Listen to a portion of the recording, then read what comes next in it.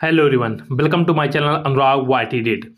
आज की क्लास में बिहार, दक्षिण भारत और राजस्थान के क्षेत्रों के बारे में यहाँ पे पढ़ेंगे। इससे पहले हमने यूपी और एमपी के जो क्षेत्र हैं उनके बारे में कंप्लीट आपको पढ़ा दिया है। आप चैनल में जाके क्लास को देख सकते हैं। सबसे पहले देखेंगे बिहार के चित्र। नवादा, राजगृह, चक्रधरपुर, जो कि चक्रधरपुर वर्तमान समय में झारखंड में पड़ता है, किंतु पहले चक्रधरपुर बिहार में पड़ा करता था, तथा शाहाबाद से प्रागैतिहासिक चित्र प्राप्त हुए हैं। नवादा, राजगृह, चक्रधरपुर और शाहाबाद, ये 4 स्थान हैं जहां से हमें प्रागैतिहासिक चित्र मिले हैं।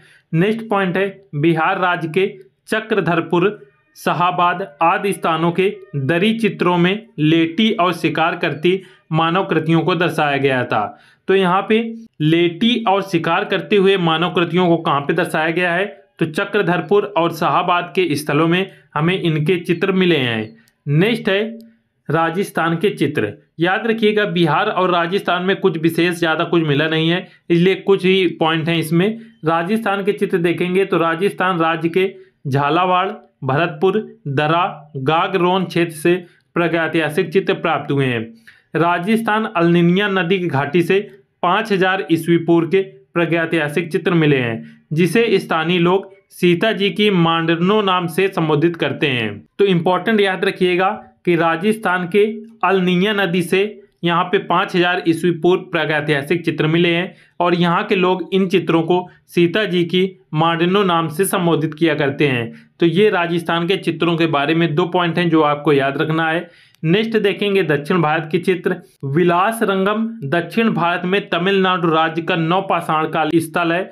वर्तमान में ये स्थल आंध्र प्रदेश में स्थित है। ये जो बिलासरंगम है, बिलासरंगम पहले तमिलनाडु में स्थित था, किंतु वर्तमान समय में ये आंध्र प्रदेश राज्य में पड़ता है। यहाँ से हमें नवपाषाण कालीन का ये एक प्रमुख स्थल था बिलासरंगम, जो कि तमिलनाडु राज्य में पड़ता था। तथा विलासरंगम से हड्डी के उपकरण और जादू टोना टोटका के चलन से संबंधित प्रतीक चिन्ह मिले हैं। तो हड्डी के उपकरण और जादू टोना टोटका के जो प्रतीक चिन्ह है ये हमें बिलासरंगम से मिले हैं। नेक्स्ट है बेल्लारी। हेडिंग डालिएगा बेल्लारी, बहुत ही इंपॉर्टेंट ये टॉपिक है। बेल्लारी कर्नाटक राज्य का एक नवपाषाण कालीन स्थल है। दक्षिण भारतीय क्षेत्र बेल्लारी भारतवर्ष में नवपाषाणिक मानव की गतिविधियों का प्रधान केंद्र था। नेक्स्ट है यहाँ के चित्रों को 1892 ईस्वी में एम फासेट महोदय ने प्रकाशित किया था। बेल्लारी के जो चित्र हैं इनको सबसे पहले 1892 ईस्वी में एफ फासेट महोदय द्वारा प्रकाशित किया गया था। बेल्लारी कर्नाटक राज्य में पड़ता है और ये एक नवपाषाणिक मानव की गतिविधियों का ये एक प्रधान केंद्र था। नेक्स्ट है प्रागैतिहासिक स्थल जो बेल्लारी है, यहाँ से षटकोण, जादू टोना टोटका से संबंधित चित्र मिले हैं। तो बेल्लारी से हमें षटकोण और जादू टोना टोटका के चित्र मिले हैं और इसकी खोज 1892 ईस्वी में एम फासेट द्वारा किया गया था। और बेल्लारी कर्नाटक राज्य में पड़ता है और ये एक नवपाषाणिक मानव की गतिविधियों का प्रधान केंद्र था। नेक्स्ट पॉइंट है बेल्लारी में पाए गए प्रागैतिहासिक चित्र यूरोप में स्पेन के प्रागैतिहासिक चित्रों से मिलते जुलते हैं। तो यूरोप में स्पेन के चित्रों से मिलते जुलते कहाँ के चित्र पाए गए हैं, तो वो बेल्लारी से प्राप्त हुए हैं। ये डायरेक्ट प्रश्न बनता है कि स्पेन के चित्र किस स्थल से मिलते हैं, तो बेल्लारी से स्पेन के चित्र मिलते जुलते पाए गए हैं। नेक्स्ट हेडिंग डालिएगा वायनाड एडगल। वायनाड एडगल केरल राज्य का एक नवपाषाणिक स्थल है। यहाँ के चित्रों की खोज 1901 ईस्वी में एम फासेट महोदय ने किया था। यहाँ पर हमें चतुष्कोण, स्वास्तिक, सूर्य तथा जादू टोना टोटका से संबंधित प्रतीक चिन्ह मिले हैं। यहाँ पर पाई गई मानव आकृतियाँ स्पेन के कोगुल गुफा की भांति सिर पर कुछ पहने हुए हैं। जिस प्रकार से स्पेन की कोगुल गुफा में जो चित्र हैं उनके सिर पर कुछ पहने हुए हमें चित्र मिले हैं, उसी प्रकार से वायनाड एडगल से भी मानव आकृतियां जो पाई गई हैं वो भी बिल्कुल कोगुल गुफा से ही संबंधित हैं। तो इसको याद रखिएगा। यहाँ पे आपने बेल्लारी को देखा था कि बेल्लारी की जो चित्र थे वो स्पेन से संबंधित थे, किंतु यहाँ पे वायनाड एडगल के जो चित्र हैं वो स्पेन में एक गुफा है कोगुल गुफा, उससे यहाँ पे संबंधित है। और इसकी खोज 1901 ईस्वी में एफ फासेट महोदय ने की थी और ये केरल राज्य में पड़ता है। नेक्स्ट पॉइंट है दक्षिण भारत में संगनकल्लू स्थान पर शैलचित्र प्राप्त हुए हैं। संगनकल्लू एक स्थान है जहां पे शैलचित्र मिले हैं। नेक्स्ट है प्रागैतिहासिक चित्रों की प्रेरणा प्रकृति रही है, लेकिन प्रागैतिहासिक चित्रों में प्रकृति या प्राकृतिक आपदाओं का चित्रण ना के बराबर है। इंपॉर्टेंट पॉइंट है कि जो प्रागैतिहासिक चित्र है ये प्रेरणा प्रकृति रही हैं, अर्थात प्रकृति से इन्होंने प्रेरणा अवश्य ली है, किंतु अपने कहीं पे भी चित्रों में प्रकृति या प्राकृतिक आपदाएं अर्थात नेचर से संबंधित यहाँ पे कोई भी यहाँ पे आकृति हमें प्राप्त नहीं हुई है।